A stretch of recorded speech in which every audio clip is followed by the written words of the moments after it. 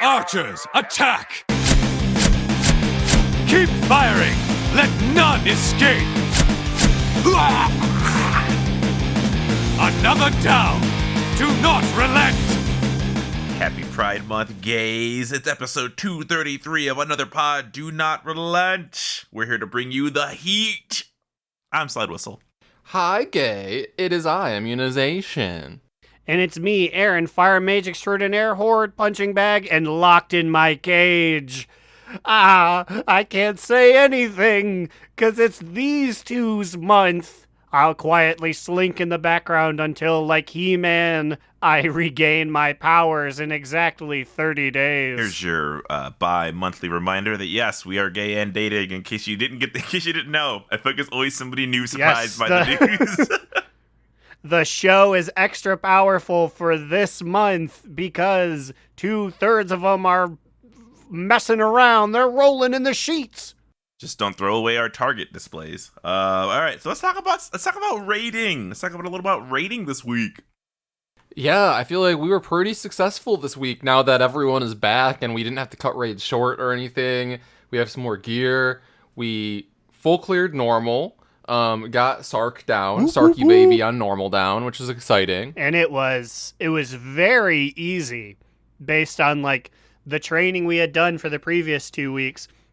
I think we came in there, had one or two sloppy little pulls, and then on the third one, we got them down like it was nothing. It was really classic Uno Mas shit where we have some of the like sloppiest pulls, our progression was a little sketchy, and then all of a sudden everything snaps into place and we have the cleanest run and we kill him for the first time. Like that's exactly what happened. Yeah, people in the guild they're a little more beefed. It's good. And man, so last week we tried pugging just to see like how far I could get with it, and like this rating just feels the most accessible, like on a difficulty level it's felt. Like I got 7 out of 8 heroic last week. I'm like, what the fuck? Like, okay, it was without even trying.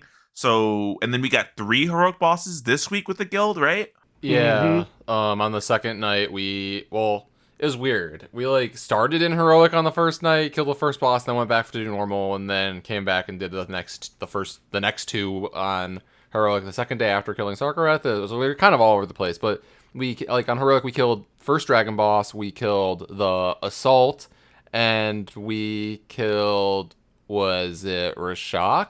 Yes, Rashak, the super duper Jardin.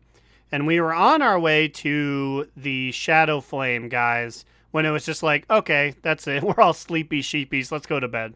Which was a good call because like we had like 15 minutes left and it probably would have taken that long just to kill the trash. So I get it. Yeah, I think just getting the guild, the Sark kill, and then doing 2 heroic bosses to get the vault finish was just a really good, feel-good moment for the guild. Because let me tell you, there have been days when they leave defeated and crushed.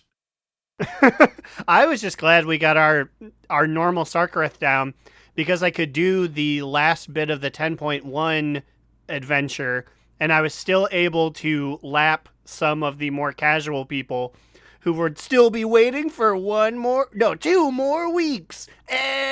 You can't see me, but I'm doing a Fortnite L dance. Also, have fun waiting for nothing. Also, our guild broke like a long-standing curse. We completed the skip quest on normal. I feel like I don't know what, but like we just don't kill the last boss or whatever the boss is needed for it enough times before just going into progging a heroic or something. I don't know, but like we did it this time, and it's been like a running joke that we never do it. Well, to be fair, we did have to yank some chains to get us back to go to normal because we were gonna start in heroic, and 2 or B, I don't know if I said A or 1 first. Whatever the second option is. Gamma, Delta. Gamma. You only needed 3 things this time. I feel like normally you need 4. So that also, we had that going for us as well. Oh yeah, because if it was 4, I don't think we're gonna do this again, even though we have the skip now. You know? No, I was about to say. Well, I think there was like 1 or 2 people that they claimed, oh, we're gonna do it again just for like Fidel. And I'm like, Fidel? And it's like, yeah, you remember, good old Rhett Pally. He's been here for 5 years, but we'll be doing it again for like Fidel and Palliath and people like that. But after that, that's it. You missed the boat. You missed the boat. No, we gotta kill a Sarkareth every week. We got to. The Void Curio tier piece he drops is fantastic. It's like a tier token you can take and turn it in. And B, we gotta have the Evoker Legendary thing drop.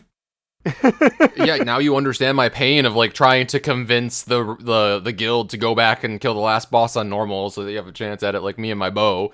The difference is I'm a lot meaner than you. I feel like I can get it done because nobody's meaner than Tamina. Tamina, what you doing here? I don't know. Some of you're like, ugh, I'm gonna convince him, and then it'll be like, I think we should go into heroic, and you just go, I don't know.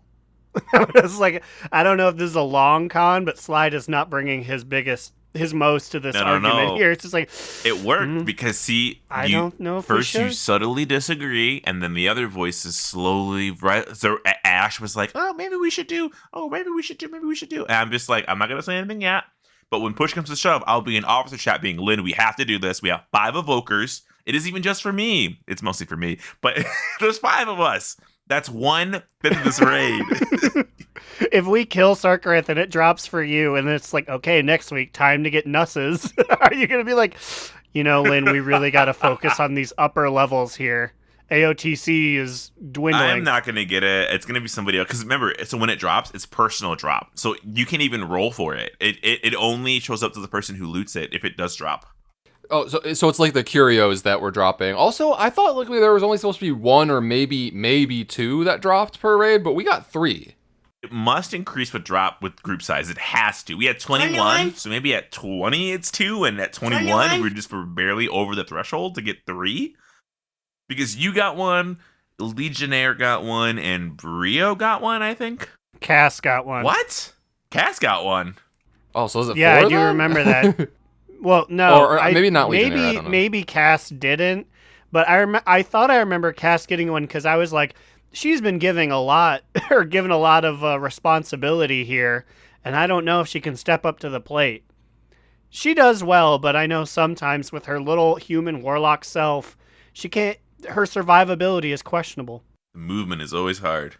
But yeah, so that was fantastic because we got a lot of tier sets like completed just, with normal.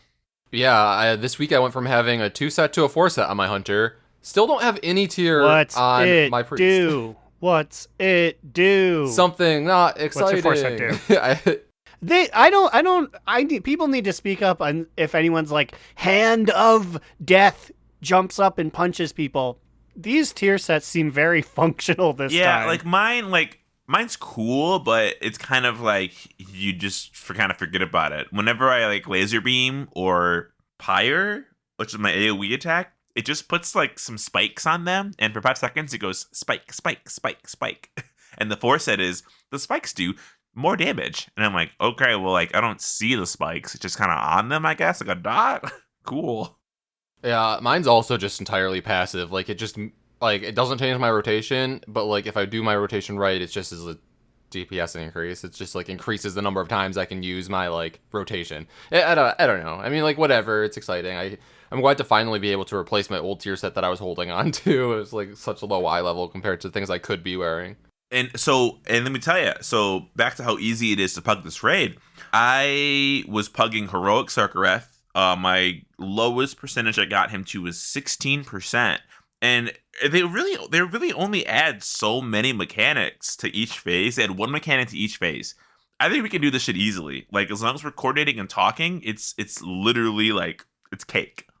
I will say I was a little nervous when on Rashak we wiped because he enraged. I was like, oh boy, are like on the 3rd boss here, are we already to the point where like it's a DPS check because like, people don't have the gear or whatever? I don't know. It was a little. I was like, man, I've been hitting Rashak for a while. What's going on? But then I guess 8 DPS were dead, I think. Yeah, I mean, like when I'm not healing, maybe I just don't notice those things. When are you gonna heal again? Yeah, I miss Immunization, the lady. I only see her occasionally on like Mythic Blesses, and then I'm always just like, hey friend, and she's too Fabu now. She's like, excuse me, Did you clear all 20s in season 2 of Shadowlands? I don't think so. We are not on the same level. She's reached the point of her, wrestling career where she's like a legend that just has to show up every once in a while, maybe just for like a WrestleMania match or something, I see. She hits him with like the priest punch every 3 years just to remain relevant. And everyone's like, oh my god, it's the priest punch! We haven't seen that shit since Legion. It's so funny because like I feel like whenever he's healing, I'm like, okay, I can fuck up royally, and he'll heal the fuck out of me. So like to the point to where I have to change my file if you're not healing. Like so like whenever we do like our raid group, I'll try to use the one that hurts myself, and then I'll assess if it's worth it or not, because it'll kill me sometimes because I'm not healed quick enough. And I'm like, I'm healing myself, help me. And when you're on your hunter, I end up healing you in some weird Ouroboros cycle. You just use a verse one like the rest of us. No, versus Stux. I know, that's what I use too, but like it's BM Hunter's worst stat, but it's the recommended one just because it's just, passive survivability and DPS increase, even though it's like not ideal. Hey, I'm telling you, join my chorus call to do normal Sarkareth every week, because the Evoker Legendary, it doesn't boost them, by the way. It boosts allies. It boosts allies' DPS, and I think they're healing. So technically, if we all get the Legendary, we'll all be healing better, and we'll survive better, right? Sounds like propaganda to me. Speaking of propaganda, we have a review to read. Buttery smooth. A perfect segue here. Also, apologies. We had a note saying that we were going to read this last week, but we just completely forgot. So that's on us. But yes, we have poured some shots. We will be taking them in honor of this review. Reading on air. Reminder, DNR me if you want to rate the show any way that you want to. Normally people do it on iTunes, but wherever you want to, we'll find it eventually, probably. We will read it on air and take a shot in its honor. So I have a shot of lemon flavored vodka. What are you guys shooting? Same. Well, yeah, because I poured it for you. I have a little flask here of Hartley Peach. I don't know what it is. And it's a good thing it's called Hartley because it's Hartley potable. This shit tastes like window dressing. But window? Why are you drinking that? Drink some actual Windex while you're mix it in. See what happens. Because I didn't want to do a big affair. I got on my hands and knees at the liquor store and said, "What you got down here?" Blew dust away. And here this guy was, 5 whole United States dollars. Are you shitting me? Aaron's like, let me get down here with the Niffin to get into my price range. My man Malwit said, "Oh, I found this underneath. I smelt it, and God, does it smell terrible, too. Smells like death and liver cancer. Oh, my God. I'm going to drink a whole flask of this and then jump off a cliff because Evernessa doesn't want to talk to me." Anyways, that's what I'll be swilling today.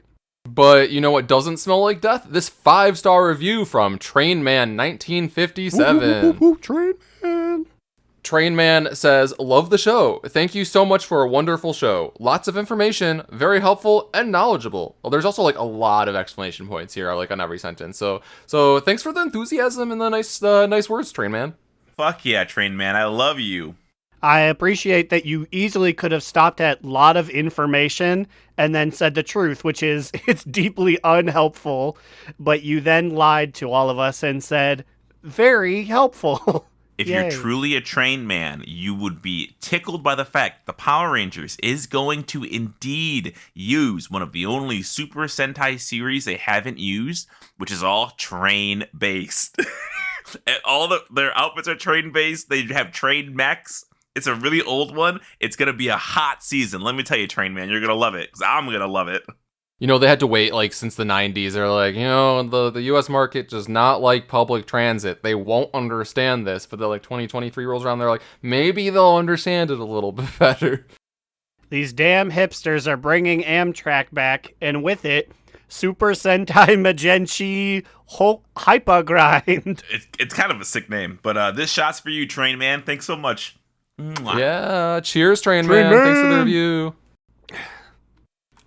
Ooh. Oh, lemon vodka is so easy, so beautiful. Mwah. It's weird because it tastes like peaches, which is nice. And then you let it sit in your mouth for a second, and it's chemical. And it's can't say that's bad, but Certainly Oh my not God, good. that reminds me. I have a friend who, whenever she takes a shot, she'll take the shot in her mouth, and so she'll wish it around her cheeks like mouthwash. And she's like, I hate taking shots. And I'm like, maybe if you stopped swishing it around your cheeks, you wouldn't hate it so much. And she's like, isn't that how everybody drinks? And I had to leave. I'm like, no, it's not. Is that just an attempt to like get more out of it? Because you're like sucking it into your gums? I have a theory, which I can explain on After Dark or later. It's too long for this. But nobody teaches you how to drink or how to use a straw. So I believe everybody does these things differently. There's like 6 to 7 categories in my research that I've done. We can go into that later, not now, but think about that. Yeah, I mean, we've had this discussion, mainly after she disclosed this information to us. But yeah, back to some WoW stuff. Do we want to talk about this new tier storyline that dropped this week? Okay, yes. Yeah. Ooh. Now, you say dropped. When were we told about this? Wowhead. Maybe it's because... Well, Slidewhistle maybe told it's me. because there was a bunch of icons over there. I couldn't find the damn thing until you told me where to go. Which is so funny because, like, I think what I found on Wowhead, I was like, wait, what? And I opened my map, and just like you said, there's a world quest icon right on top of it. There's 2 side quests that I just haven't done, I don't think, or I have no idea what those are. And buried right in the middle is that campaign marker. And I'm like, what is this doing out here? It's on, like, the lowest Photoshop layer, and it's like, I don't think the pet quest that's over there should take precedence over this, but okay. Oh, I thought it was just me. I wasn't able to see it because, like, I had a bunch of, like, I have, like, map add-ons or something for, like, different rares and treasures and stuff. So I thought it was just all that shit covering up. But no, like, base UI, it's still covered up by, like, world quest and stuff. Yeah. Today it was the big blue world quest, and there were 2 rares, because there's, like, 3 or 4 of them that float around there. And their symbols, even zoomed in the most you can base UI, you can't, unless you clear them out, you can't see the, like, campaign marker. It's kind of weird. And then, like, because there wasn't a normal, like, quest pop-up. And now if you go to your dungeon journal, which honestly, I think I'm going to start recommending this at the top of the, like, episode, scroll through your dungeon journal. Like, they actually do have legitimate things in there. And they, a lot of the times, they take the quests of the week and they put them in the journal. So wherever you are, you can pick some of these quests up. Now, this tier quest, weirdly enough, you couldn't actually pick the quest up. But it told you that you would get a toy for doing it, and it told you where it was and the gold attached. Very, very weird. They're trying new things out. I hope they just make it a little more, obvious. Speaking of trying new things, I just remembered this. Slidewhistle was in, like, the old world, I believe in Kalimdor somewhere, and tell them what you discovered about the flight path. Okay, was this a stealth update? So I was in Kalimdor. I was trying to get to Dusk. Where does Anixia live? Dusk Wallow Marsh? what? Something marsh. It's next to the ruins of Theramore. I know the place. Pumping their fists in the air like it's the dusky marshmallows marsh. So anyway, the very specific 2010 2011 kids are like, ah! So I was trying to find there to kill Nixia because I was bored, and I was taking a flight pass so I can go smoke with Joanne outside, whatever. I come back, I'm still fucking flying, but as I open the map, like when you take a flight path, the map is more detailed. They like landmarks are highlighted, like you know how like Thunder Totem has that huge totem in it that shows up on the mini map flight map, but it doesn't show up on the regular map. And the map will highlight different areas that you're flying to. I'm like, because like I haven't been flying anywhere other than the Dragon Isles, right? I haven't noticed it, so I don't know when this came out, but it had to have been during Dragonflight at some point. So I haven't seen Stormwinds yet because I haven't tried to take the flight path, because why would I? Yeah, like when I like came back into the room, Slide pulled me over. He's like, "I'm not just high, right? Like this is new, yeah." And I was like, "Why does it look so fancy? Like maybe I just haven't taken a flight path in Kalimdor for a while." And some of the listeners are gonna be like, "Actually, this was a Shadowlands update. Didn't you guys know that?" And I'm like, "No, I didn't. I don't fly around Kalimdor very often." Gadget Sands was terrifying. It's a huge cog and a huge wrench, and I'm like, "What the fuck am I staring at? What is this? What is this denoting?" And I'm like, "Oh, it's the Goblin City." Okay. Reminds me of any time I drive to your house and I go by whatever the name of the White Sox stadium is. The map decides to fully render that out in like a 3D model. And I'm like, why? Did they pay for You this? mean the guaranteed rate arena? I have to pronounce that word fully. I was about to say. I don't know why they call it that. I don't know why they call it that. Guaranteed rate. That is great. It's very much so like duck hunt energy. You gotta really say it. Anyways, tier. You go, and Norzdomu is sitting there with Kalikos and Alexstrasza and Koronos, aka, remember this name, Stony Tony, and they're poking Tyr, and they're like, damn, we gotta do something to get this guy back. I miss my big stone daddy.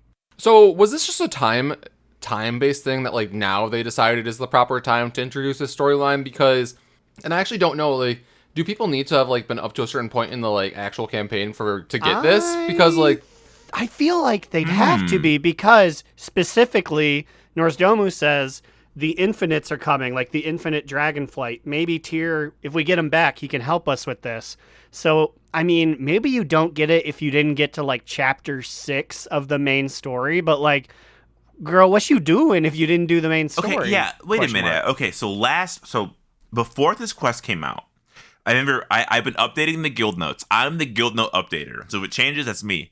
That's me. I was about to say they're changing and they're snappy. It's no longer like Kata at 7, Lynn at 9. Damn right. So I'm like, damn, someone's doing I am stuff. on top. I every day I look at it. I open the calendar. I'm like, no, like even I logged in today and then like a slide was updated to say like, congratulations guild on our Sarkareth kill. And I'm like, what the fuck? This like just happened like hours ago. What the? I try to do it when I'm at work when no one's online. That way everybody sees the new messages when they come on. Because the guild's felt a little dead recently. I've been trying to, I've been working on some stuff. People, I think this is who we have. They're just raid logging, which is, it's just fine as long as they keep raid logging. When they stop is when I'm like, oh god. But anyway. So the guild note used to say, remember, be 6 out of 7. That way you can get the Sarkareth quest at the end. But now we are 9 out of 10? So what was the 9th? Was the 9th quest the Blue Dragon flight, but it wasn't counted in the earlier quest counter? Because my counter did not change when I did the Blue Dragon flight quest with like Azura Ghost and Kaligos and all that. Yeah. Was that considered the 8th story, but they didn't say it was? Or is it the 9th story? Like, where does that fall in the campaign? Is it a official campaign? Is it an unofficial campaign? Like, where does that go? Would Vegemite be less mad having to do it if it was? I don't know, but now we're 9 out of 10. And I think even after doing tier, we're still 9 out of 10. So it kind of feels like they're just kind of updating random number out of number. And I'm like, okay, but what is this? It's main quest inflation. They want you to think there's always something. Ooh, you almost got it. So 6 out of 7, 7 out of 8, 9 out of 10. Ooh, the story's not done yet. Someone needs to tell the developers that we're very quickly approaching the main story quest line number ceiling here.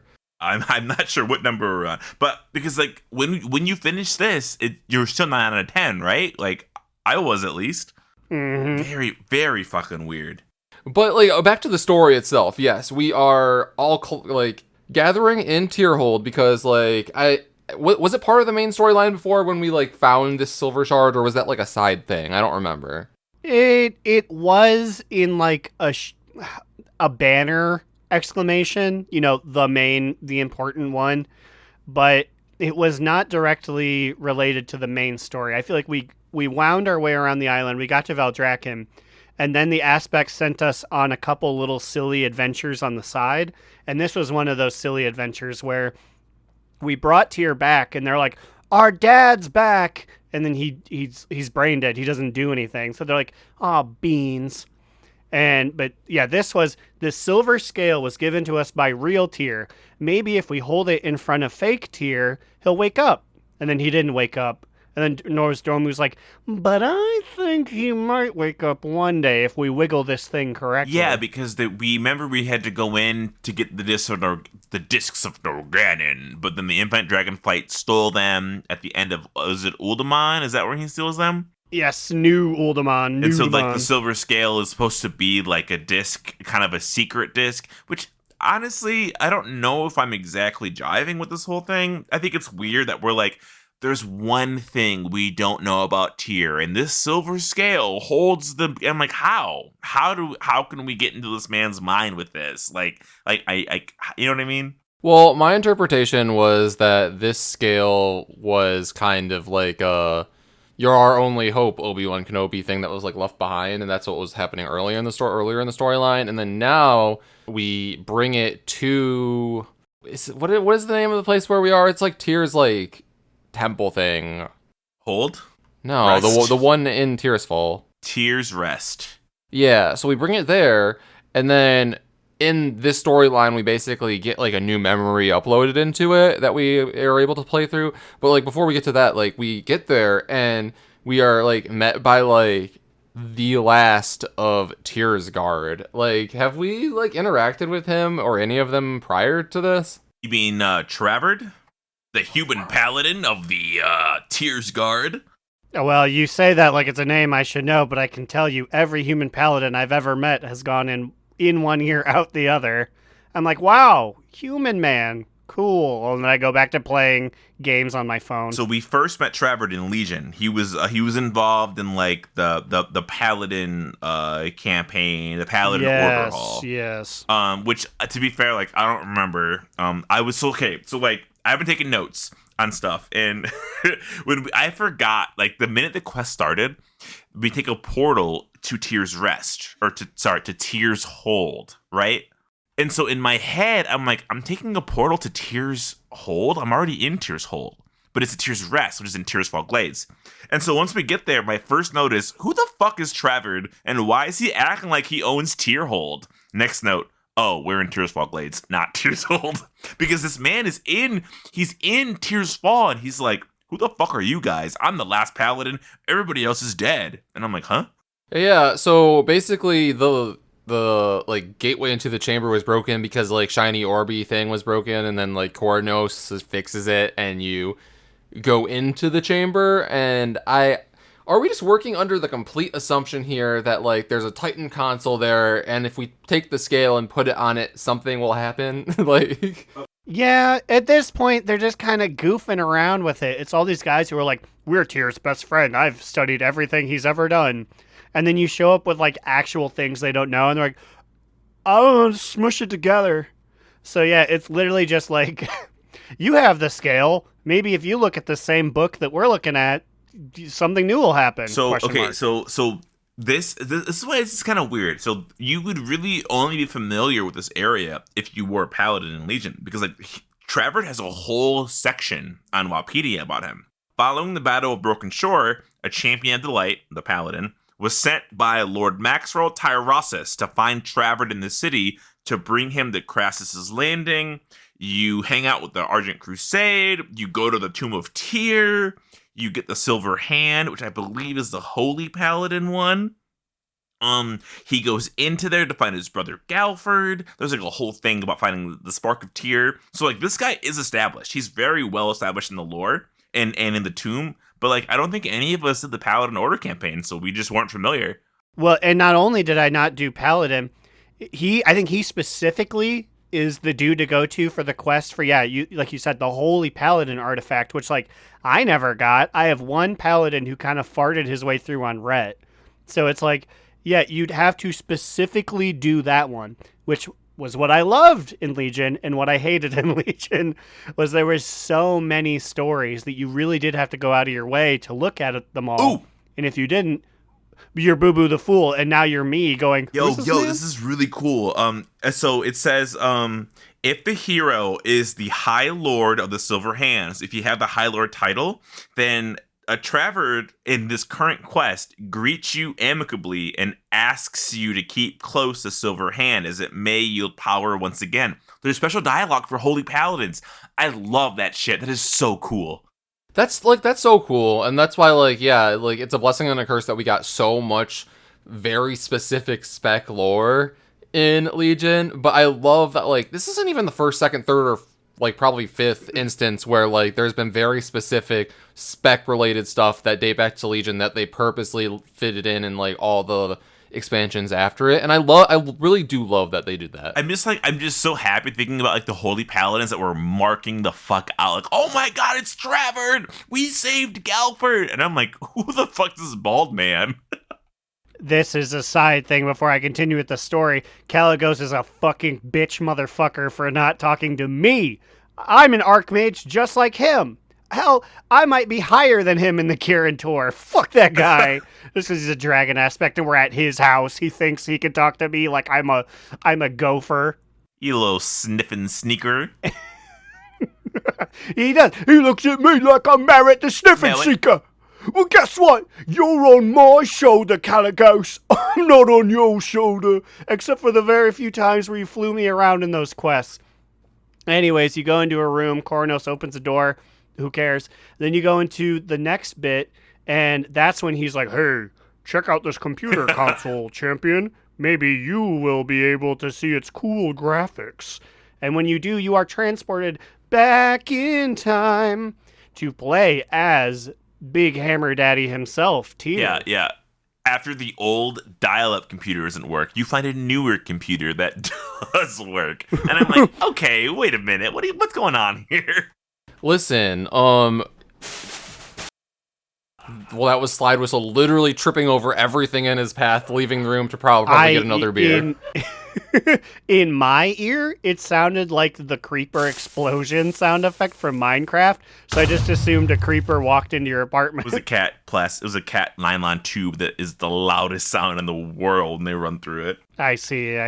Well, yes, he has returned with the beer now, but like I was going to make some joke about how the game you play as Tyr in Tyr Simulation only runs on Windows 10 or greater, and like, you know, that old ass console that was in the first room, that's like Windows 98 or something.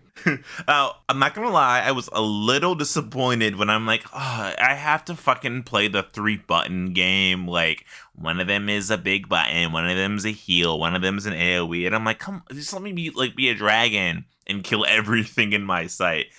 It's fine, I guess. It was not the worst of that type of thing, honestly. Well, but it also wasn't the best. It didn't help, and I know a big part of it is like, so Tyr is fighting the forces of the Black Empire, and he actually has to, you know, like, hit them with abilities and hit them. I was like, can't we go back to the days of my man Holm High Mountain? Yes. You played the 3-button game with him, but guess what? You hit a button and you could kill 40 demons at one time. Like, this is Tyr. I shouldn't have to hit them with Silverhand multiple times. And then there weren't enough enemies, and I'm like, okay, so this is an event that is like one of like the most like mythical fabled like Tyr, like Tyr's hand, Tirisfall, like all of that, and like this is how we're gonna play it out. Like, I get it, like there may have been like a budget and time constraint with Big Bobby doing his thing, but I was like, man, I'm only hitting like 3 little guys and they ain't dying, and my Varkrull are just staring at them, and I did boost them. Or at one point you're fighting a bunch of like dragon aspect image bosses, and you're actually like fighting them. I was like. And also, when Tyr falls below 0% health, he just gets all his health back. So it's like, if I can't die and there's no stakes, there's no point to you actually making this a fight. Let me hit each guy like 10 times and then be done with it. I had a few things I wanted to talk about like prior to like the dragon aspects things, but like I also was going to ask about the dragon aspects thing. Like, did you guys almost die during that? Because I almost died during that. I just died. I died as soon as I tried to keep myself alive, but as soon as I saw when you would die, he'd get blessing of the Titans and come back. I'd be like, then I don't fucking care. I'm hitting 1 as they're approaching me, not even 2, which was the better move. Just hitting 1 while I'm on my phone until a guy talks and I know it's over. I was kiting. I'm like, Tyr will not die here. I was like, we're gonna fucking live. I was kiting the mechanics. I was running to Vrykrull. I'm like, get him, boys, get him. No, at first when I came in, and I forget the blue aspect one was killing me, and I was like, oh, I'm like, is this how Tyr dies? The blue aspect one. Malagos. Malagos, come on, king of the mages. Well, I wasn't sure if RIP. it was. I mean, okay, it had to have been Malagos because like Caligos is like new, but like I don't know. Anyways, I was like dying to him at first, and I was like, oh, like is this like one of those things where we're like supposed to like die trying to fend them off? But then I looked over to the right, and it says like you're supposed to defeat them all. So I was like, okay, I'm gonna like go into like hyper mode now and like try to kite everything, heal myself, run away. It was quite the battle actually. Yeah, I guess I will say the 3-button game was kind of fun when I was like, oh shit. Wait, but I do want to rewind from the aspect battle because you can't just skip over. I know. As soon as I saw him, I was like, Slide's gonna fucking cream his jeans if this guy's here. I wrote in my little book, Arcadus. And I'm like, oh, he's there. Is that Ironia? And dude, Ironia was stomping the shit out of Kithix's toes. She kept giving him the like, I'm gonna stomp on your foot. I'm gonna stomp on your foot. And I'm like, is she only gonna kick him? So like my thing is that like is Tyr just like like the big show or something, or like Ironya's like she looked kind of like teeny tiny girl. Yeah, they were is. tiny. So he's just supposed to be the biggest of those guys. Oh, like they are like his assistants. So like they are beneath. They're watchers. He's a keeper. So keepers are bigger than watchers, I guess, if Tyr deems it. Also, wait, they're watchers. Coronos is a watcher, and he ain't shit. Or is it just he doesn't have cool stuff? Is he just the piddliest of the watchers? I mean, some watchers just kind of chill and don't do anything, and some watchers, like Arcadus, they put in the fucking work and they fight big demons with their best friend Ironia. But like, can we talk about how like you help them fight off like one of the mini bosses, and then they're like, now we will all go fight big boss shadow guy together, and then you as TR are like, nah, I got this. Y'all head out, and they're like, okay, bye. And then they're like, we're going to Ultium, bye.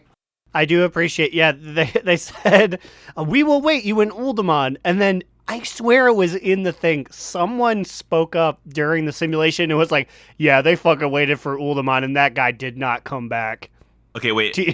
Tyr did not come back. Arcadus is a Titan Keeper, so I'm assuming Ironia is as well. So they were just small because they weren't the main character, I guess. So they are on the same level. No, like my question was that like was Tyr just like the biggest of the Titan Keepers? Like if you put like Growlina or Immunization or Bai in there, would we just be like ants? Would we like be unable to be seen from, like based on the scale of this? Or yeah, is it just the like you are the main character and then like the quest givers they just make them like bigger or something? I don't know. You know, I'm just a little even more confused that they are watchers, but they're called keepers. Their race is watcher, but they're called Titan keepers. Whereas Tyr his race is Titan watcher, but he's a Titan keeper. So everyone's a keeper because we love them. Mwah. But the big thing that you do in this is eventually you fight a faceless one. I am so sorry. I had notes, but I must have deleted them all because I only have one note that'll come up later. But you fight this man, Zafak. It's, lots of Z and S's. And he transforms into all of your dragon aspect friends. And the final one is Alex Straza. And he said, yup, even this bitch is gonna be corrupted. Yeah, like the whole shtick was that the faceless one is like, oh, Tyr, all your dragon buddies, they're gonna betray your ass. And then they all say things that very distinctly are about what they will do in the future. Like Malagos is like, mortal mages stink. And now Farian's like, I love talking to the voices in my head. Or even like Sarah was like, remember Xavius? Yeah, not my proudest moment, but bleh. So like, is it a mind game? Yeah, that's why like our holy pally buddy like has a comment which is like pretty real after this, like after because like in response to what you said earlier, Aaron, about like some of the voices like responded to like Tyr would not join them in Uldaman because he fucking died. It's because like I think we were all like collectively like sitting on like a couch in the middle of like Tyr's rest chamber watching this vision together. I think it was like either him or Coronos that were like, oh yeah, that shit doesn't happen. Where was I going with this? Oh yeah, no. Anyways, the Holy Paladin guy said something as we were leaving the chamber, saying like, I really don't feel like we should trust something that a faceless one would say to us because they would want us to think a certain way to get to their end goals. But then he says, but it does make one think ... And I was like, yeah, I mean, especially since that, like, as you just pointed out, Aaron, like, a lot of the things that those Aztecs are saying, even though this is supposedly a past vision, are things that did actually end up happening. So I don't know if, like, somehow this past vision also has, like, knowledge of the future because we were there. I don't know. I think they're fucking with us because the void fucks with people. Remember, whenever they say anything, the first thing I think is they see all possibilities, but there's only one truth. They're just spewing constant whatever they fucking see. Okay, I finally figured it out. The keepers are Arcadis, Loken, Thorum, Freya, Mimiran, Hodir, Tyr, Ra, and Odin. Those are the 9 keepers. Ironea is a watcher, not a keeper, though they're all Titanic watchers. Good luck keeping up with that, people. I haven't. You said it, and it's gone out. Arcadis, Tyr, brothers, Ironea, a half-cousin, distantly. But, so, like, this won't happen, right? Right? It can't. Because, also, I don't think the WoW fan base can stomach another aspect being converted to evil, right? Can they? I mean, at this point, they all have, other than the one. So it's equal parts like, really, we gotta complete it all. But I'm also like, I mean, it makes sense. Not a single one of them is infallible. Even though she's queen of the aspects, I don't see Alexstrasza as being more psychically powerful than any of her brothers and sisters here. Are we gonna, like, learn some, like, lore? I mean, like, I guess we already have. They've already kind of talked about how, like, the waters of the dragons can be influenced, and they walked it back, and I'm like, no, the waters aren't converting them. But I don't know. There's just too many dragons turned from good to evil to be like, is that true? I mean, even my man Zafrach said something to the effect of it. Tyr's like, my magic will destroy yours. He's like, haha, you dummy. Order is not the opposite of me. And you don't even know what that's about. Right? He was like, and then you guys like started to, he started hitting each other with hammers. I feel like that was just such a throwaway comment, but like the connotations are huge. Because, like, is he telling the truth or we never fucking know. Also, his voice was sick. I love the old Atraxi voices. I liked it. I debated whether or not I liked the fact that this faceless one had just like a man's voice, but I tend to agree with you. Yeah, it was nice. It's not like it's not like some like spooky thing. It's just like ha ha ha. Fuck you, Tyr. Also, I don't in fact like you very much. Okay, so like the storyline ends with the cutscene, right? The cutscene for me though, like everything about everything about this whole storyline was voice acted, which is nice. And I assume the cutscene was also supposed to be voice acted, but for me, it was not. My sound just died. Like just the voice sounds died like after the first line of the cutscene. So I'm gonna have to like look this up and rewatch it because like it was so distracting. I could I was like lost. Oh yeah, no, the whole thing is voice acted. Like all the way through. I mean, it's only like a minute 16. I had the video up, but yeah, it's acted still. Yeah, I mean, like, I really wish my first encounter with it, like, it was as it was supposed to be intended. And okay, wait. Let's pause the podcast, and then let's watch the minute video, and then what's your reaction to having the voices? Hey, Growl, I want to throw it to you for brand SEO. Cover, and then we'll come back after we watch this. And then Aaron got sick from drinking his poison water and couldn't do funny voices the next morning. Sorry listeners, and then potential blizzard reps, I let you down on this one. Here's the sound of waves gently lapping ashore to calm down an anger you may have. Love, Aaron.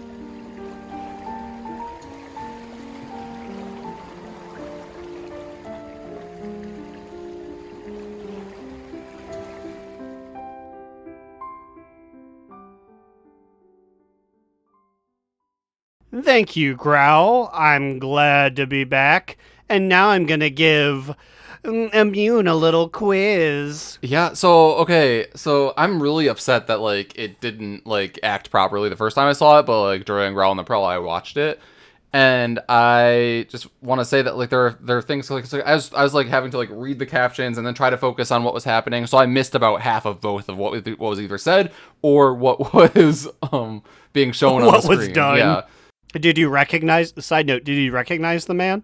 That's apparently the guy whose Xalatath was stabbed in his noggin. Oh. He pulled it out of him and then killed him. I had to read that because it's like everyone was like, Zathach is so important. And I was like, I do not know this man. I'm sorry to this man.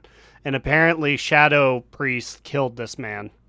Oh, I mean, like similar to like you with the Holy Paladin, I don't think I ever really did the like Shadow. Well, no, I guess I had to have, but like I didn't really pay too close of attention to it.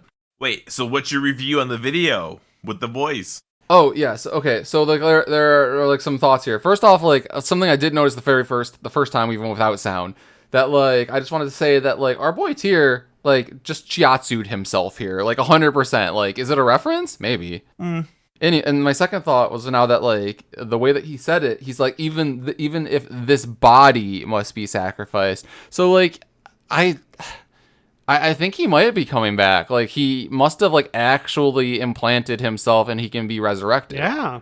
Something tells me... Well, actually, never... I was about to be like, something tells me he put himself in the aspects. Yeah, but 3/5 of the aspects he chose beefed it at this point, so never mind. Can I just say, some of these comments are amazing on the video that I just sent you guys. This is a certified artifact weapon moment. And then someone says... I like that they canonized that one of Zakaj's final utterances before being sealed away was, oof. Yeah, that's what I was saying. Just because that man was faceless doesn't mean that he wasn't personality-less. He got hit with a big beefer and he went, ooh. That's what I was saying, like, when we were watching it during the break here. I love that they, like, went out of their way to voice act both Tyr and the faceless dude, like... When Tyr like body checked him and then flew off into the lake and exploded, like both of them made a ooh oh sound like on the collision. And then just one more comment. Here we go. So this is how the Silver Hand got to the bottom of that lake and why that place became Tirisfall. I don't remember the fact about the Silver Hand being at the bottom of the lake, but I was like, oh my god, yeah, he's holding the artifact weapon in his hand, so it can make sense. So like it's just a cool cutscene. Like the cutscene makes up for everything else related to it. It was great. I was about to complain that we need more like how did artifact weapon originally get lost cutscenes, and then specifically cite mine. But I have seen the Feo Maloran cutscene, and I just didn't care because it was part of the Blood Elf Heritage Armor quest. I was like, I remember seeing it and being like, boo, boo, I hate this is how I find out. But yeah, so then we go back to Tyr's Hold. No, Tyr's Rest. No, Tyr's Hold is right. Why would they do this to me? You can't have Tyr's Rest and Tyr's Hold in the same quest line. It stinks that he is a god amongst multiple factions of people because everyone is cheesy and names their shit after him. And then, yeah, it just makes it confusing. You go back to Tyr's Hold in Dragonflight, and you put the silver scale back, and you're just like, come on, Tyr, we're gonna say 3 cheers, and you're gonna wake up. And then he goes, the aspects are my only friends, or something like that. It was, I love the aspects. Yeah, like no, it was literally, he's like, my faith is in the aspects, and he points his finger forward, and then they were like, guess that's all we get on this one. But like, what's interesting is like before we all like teleported in here, like Koronos, Holy Paladin guy, and us, like, we're like, maybe we don't tell the aspects about what we learned from this faceless one in the vision about them all possibly being corrupted someday. So like, we're all just holding the secret now, right, like close to our chest, and then we're like, oh, we'll see what happens here. Shouldn't we fucking tell Alexstrasza immediately? Like, okay, so I understand that when Nozdormu learned that he'd become Murazan, he was like, oh god, I have to disappear for like 5 expansions and never be seen again. So, like, is that the concern? That's my thing is, I feel like if we tell her, like, you will be corrupted, every single moment of every single day for her now is like, what is right? What is safe? She's almost like, She gets like a moment where she's like, I can't do anything because who knows what could turn me into like Strazalar. And so maybe it's best just to let her go about her business, do what she can in the moment. And then when she turns into Strazalar, it's like, don't worry, guys. We knew about this. Koragos, Holy Paladin guy, and I already have the knife to turn her back. I also want to say that I apologize for ever naming my elf mage Koragos. And I apologize. No, I won't apologize for this. Blizzard needs to apologize for naming a future character very closely to this thing. So, like, yeah, they knew what you had, and then they went and did Koranos. That's really fucked up, in my opinion. Just like the NPC that we'll be meeting in 10.2, Growlino. I put Alex Straz's name in a word jumbler, and I got Lazarets. Ooh, it's missing an shit. X. It's missing an X, and it's missing, I believe, another A. So we can call her Xalarex or Lazaretsa. Xalarex is not bad. so then you could just say like Zalarexla, right? Zalaretska, Lazaretska. There's an XA unaccounted for. Edit wherever you'd like to Lazarets. And that's her fun void name. Happy Pride Month, gays. Happy Pride Month. Hi, gay. He said it. We got him, boys. We got him. Ah, beans. The gay police are already arresting me. You guys wouldn't have funding the other 11 months of the year. But yeah, what's crazy is that, like, we weren't prepared for this. Like, all of a sudden, like, the reset hit, and Wildhead was like, oh my god, new cutscene? New storyline? We didn't know this. And I'm like, bitch, they're hiding shit. They are hiding so much shit now. And like, my question is that, like, I think this is related directly to 10.1.5 because they mentioned the infant dragonflight a lot in this storyline. And 10.1.5 is when we get the mega dungeon that's infinite dragonflights, yeah? Yeah. Mm-hmm. So do we have, like, an official date for this? I forget. They just said that, like, summer, right? No, We have an estimation, right? The Kalimdor Extreme happens mid-August, so people, and I know he's very vilified, but Mr. GM thinks that it will be early August, late July. He's been on a little bit of a hot streak. He's been killing it. He's been killing it. I'll never forgive him for human shamans. Oh my god. But he has been making up for that huge blaring blunder with some accurate predictions. He probably knows someone on the inside now. I feel like he's getting some legitimate tips, but hey, I'll take it for the fucking promotion, baby. Ian saw human shamans and he was like, hey, mister, come here. That was bullshit. Stop devaluating our brand like that. Tell you what, we'll just feed you actual information now. Okay, everyone, guess what? We wanted to capitalize upon the fact that when this episode comes out, we'll only be in the 2nd of June, which means we are the most on the ball for the June trading post.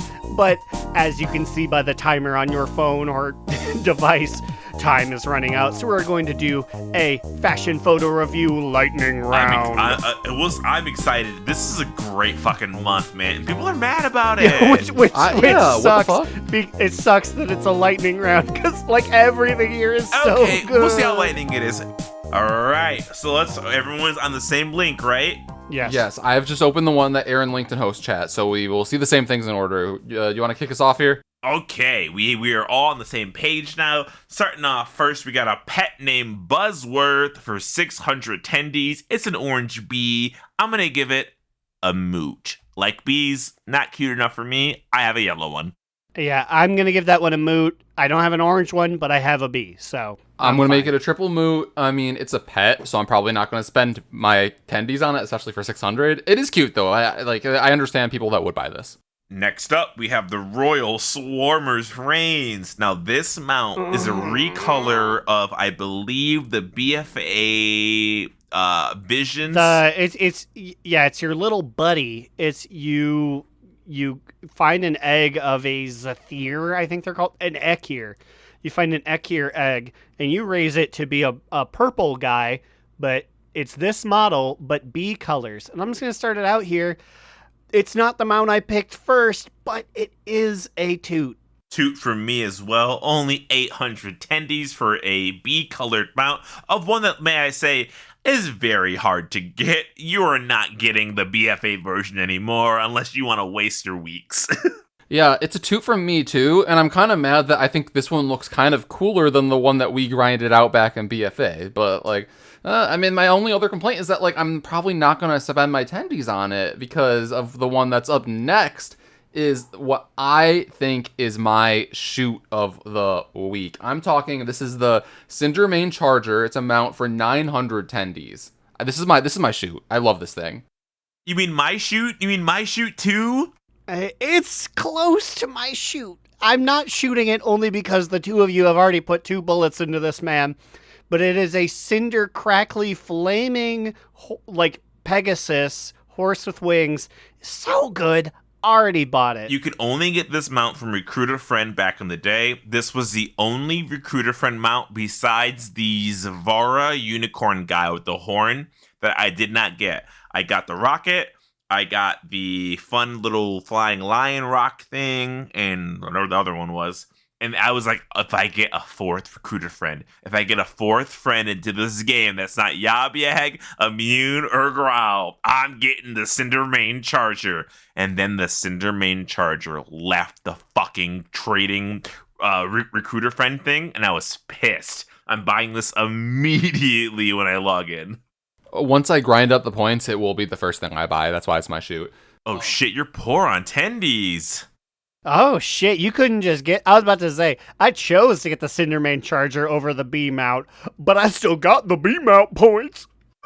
I mean, maybe I've just been buying... Well, I've been, like, spending too many of my tendies the rest of the month. But I will say that, like, this is Boy, what you buy in May? Oh, that shit was terrible. No, that's what I'm saying. That, like, this is the first month, like, I think that, like, this is the hottest month that they've put out for this trading fucking post. And I'm like, I wish I would have saved my tendies. I just felt like I needed to spend most of them each time because I wasn't sure what was going to happen, you know? Bro, the Facebook post that WoW made today was kind of savage. They said, hope you saved up your tendies because we got 3 mounts. And I'm like, damn, they're just saying that? People are going to be mad.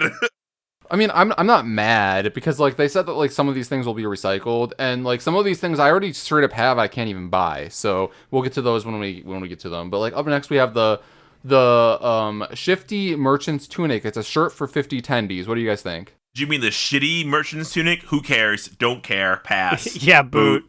I'll give it a moot. I mean, like, I probably won't buy it, but, like, I think it's whatever. Next up, we have the Magister's Jeweled Drape, or the Magister's Jeweled Doo-Doo. I'm going to give us a boot as well. Boot, who cares? Boot. That's some BC ass shit that I don't want to see in my shop. Triple boot. I don't want that shit. And then after this, we have the Veteran Grunt Chopper 2-handed axe 50 tendies. Boot. I have a million axes from WoD that look the same or better. Yeah, you know what? I was going to give it a moot and be like, I don't care, but now it's an active boot. I believe, have this thing already from WoD or some sort of Horde business I did. The next two, I'm going to boot just because they have the word carrot in it. You didn't give Immune a chance on Veterans Grunt Chopper. I I don't think he's going to love it, but... Well, I'm going to fucking boot this axe too. I don't want it. Like, I don't have a character that can use it, and I probably already have something that looks similar to it, so boot. Boo, boo, boo, boo. And then now that we're properly there, I will chase Slidewhistle statement. Boots for these boys, too. I do not want the orange cape. No, my problem is it has the word carrot in it. Vagabond's carrot trappings. Wanderer's carrot trappings. I don't even care what it looks like. I don't boot.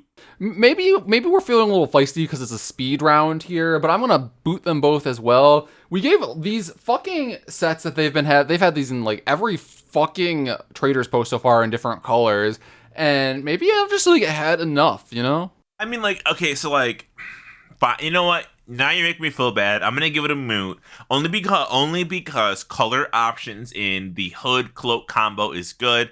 People have been waiting, probably like, oh, I wish I had this color. Oh, I can get this color to match my transmog.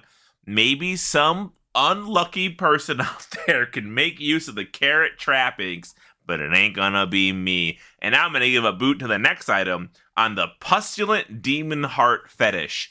1, the name is very offensive. 2, it's an offhand, don't care. 3, it's 150 tenders. That's 50 tenders too much. Well, I'm gonna give it a moot because I like the concept of it, but like I'm not gonna buy it because it's too expensive. I will also give it a moot. I think that's pretty neat. I think it's a neat enough offhand. I just have the virgin version, the 1.0 from WAD. And maybe I don't need this guy. Maybe we have so much WAD transmog. This is a very WAD transmog heavy list. Like you can see that it's pulled from like all the WAD shit here. That we're just like, we already have that. The Sentinel Tower Shield is next for 150 tenders. I'm gonna give this a toot. That's a great looking shield. At top of my head, I don't think I have a shield that looks like this. But even if I do, it's a great color. This is new to my knowledge because people are talking about the fact that this is the first step to Night Elf Heritage Armor. I'm going to give it a moot. I don't like it as much because it's but Night I like Elf, Aaron. Well, no, I don't. I just don't. I like my shields round or wide versus tall. This is a tall shield, but if it is the pretense to Night Elf Heritage Armor, I like that because I just want more Night Elf, or I just want more Heritage Armor, period. He said, oh, you heard it here first, folks. He wants more Night Elf. They're already getting another tree. They don't need more right now. But yeah, I'm going to give this a toot. I really like it. And my comment on it was going to be that it feels very, very Night Elf. So I think it's cool. We got the Amberstone dress next. It's a robe for 150 tendies. I'm gonna give it a moot. I could see you not having a similar robe in your collection, but I think it costs too many tendies. 100 is my limit, I feel like, for these things. Well, you may or may not have it because it is just the Gilnean dress that I pined for ever so long ago. I give it a moot. I don't care. But I guess if you want the Gilnean set under a different weird name, there it is. I was also going to give it a moot. It's nice enough, but I probably won't buy it. But up next, we have the Jewel of the Fire Lord, a helm for 400 tendies. This is also, I believe, one that you could have gotten in the past from either, I think you could have bought it on the shop, or you could have gotten it from the Amazon Prime shit. Is that why I have it? This math, yes, that's why I have it. This math ain't mathin' to me. The Jewel of the Fire Lord, I believe, cost $10. It was put on sale for half off frequently, but its tenders are 400 tendies, which I'm pretty sure the equivalent, that's $4, right? So this is the cheapest you could get the Jewel of the Fire Lord if you didn't have Twitch Prime and if you didn't win it in a starting zone contest like I did. Well, I'm glad because your boy does not subscribe to the starting zone, nor does he have Twitch Prime. So as a fire mage, I definitely put 400 down on the table for this. It's a toot for me, but just because I'm a fireman. I'm going to give it a toot because I'm glad people can have it, but the price, I think the price is a little weird. I think This is the first time Slide has ever celebrated other people getting a thing. That's not true. Multiple That's episodes not true. on him being exclusionary. This. I won this thing free from a contest, so I don't care. But it's just weird that so they're like, oh, here's the Medivh robes. They're gonna be in the shop. Well, how many tendies is that gonna cost now? Well, I agree with Aaron. If Slidewhistle actually threw down some dollars for this, he would be booting this to the bottom of the barrel. But I also am going to give it a toot just because I think it's fucking awesome. I love that people have this. I'm just thinking about the integrity of the scale going forward.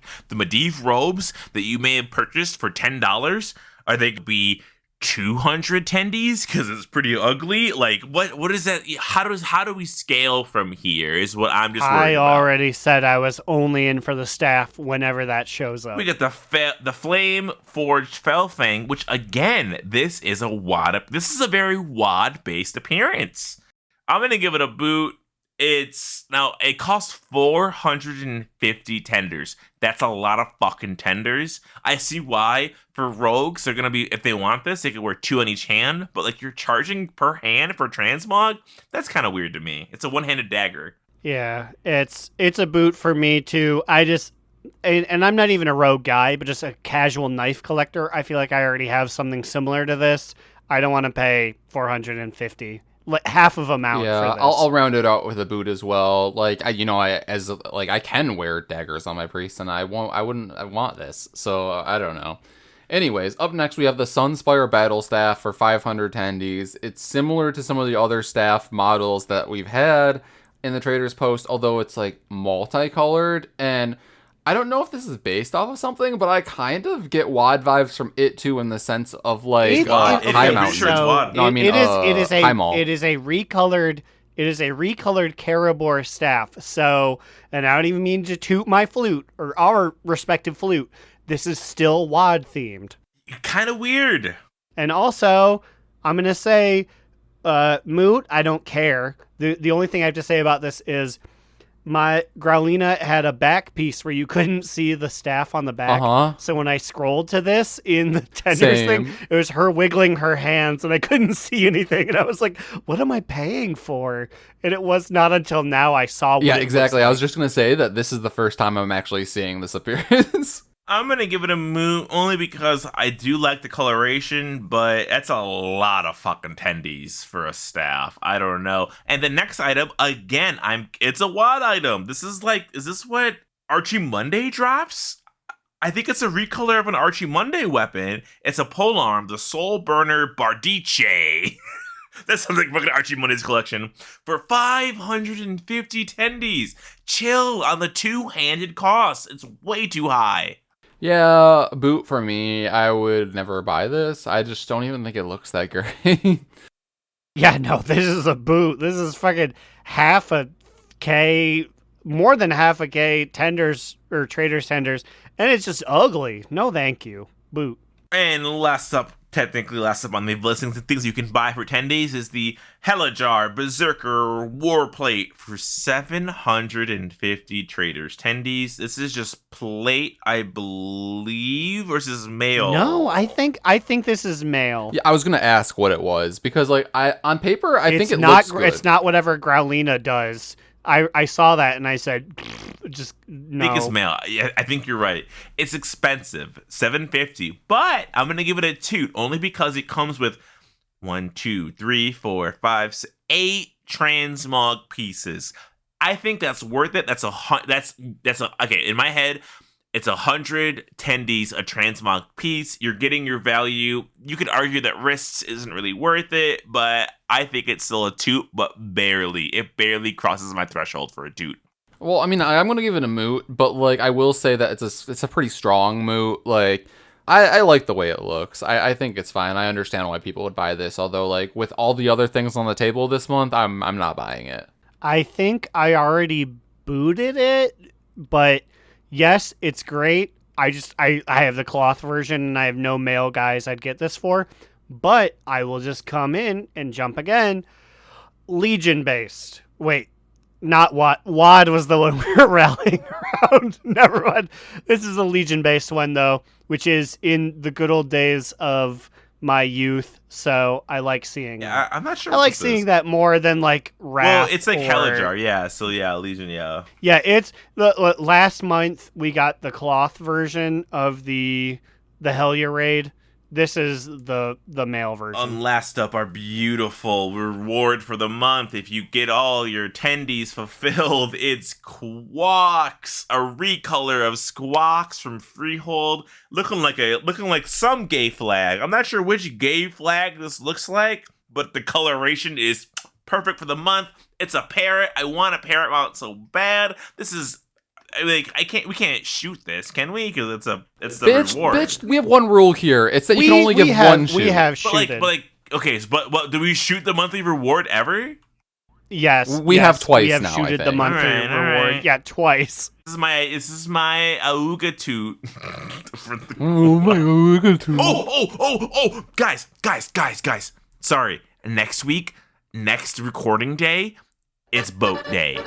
Next Thursday is boat day. Shut the fuck it's boat up. day. Okay, so next week's DNR will be coming live from the boats. Don't let me forget, we have to fucking go on our an evoker boat. Oh my god, a new boat! Also, for anyone playing around at home, Squawks looks like either the bisexual or the gender fluid flag. Quacks. Depends on how many Quacks, colors not you squawks. take. Quacks, I'm sorry. Is Squawks the one Squawks from is a Freehold? dirty homophobe. Yeah, Squawks is Freehold. But Quacks, his funny brother, either looks like the bisexual or gender fluid I never flag. noticed the bird had a peg leg. Shut the fuck. You did not I never notice got that? it. I never seen one in the wild. But Well, you you've fight it never in seen Freehold. the man? Yeah, you fight it in Freehold. I You- look at the you man. use the I don't card look at the fucking, I don't in look at the fucking Hearthstone. bird. You guys stare at the bird during the fight, and Well, at the yeah. man you're in combat Yeah. with. Well, yeah, because I once have you a poop fetish. Come once on. you knock him off the bird, you have to like make sure you aren't going to get hit by the bird. So yes, I am constantly trying to figure out where this bird is. Sorry, I didn't realize you guys lacked peripheral vision to see when a big flapping bird is in the corner of your screen while you watch the pirate know who's shooting you this. the pirate shots.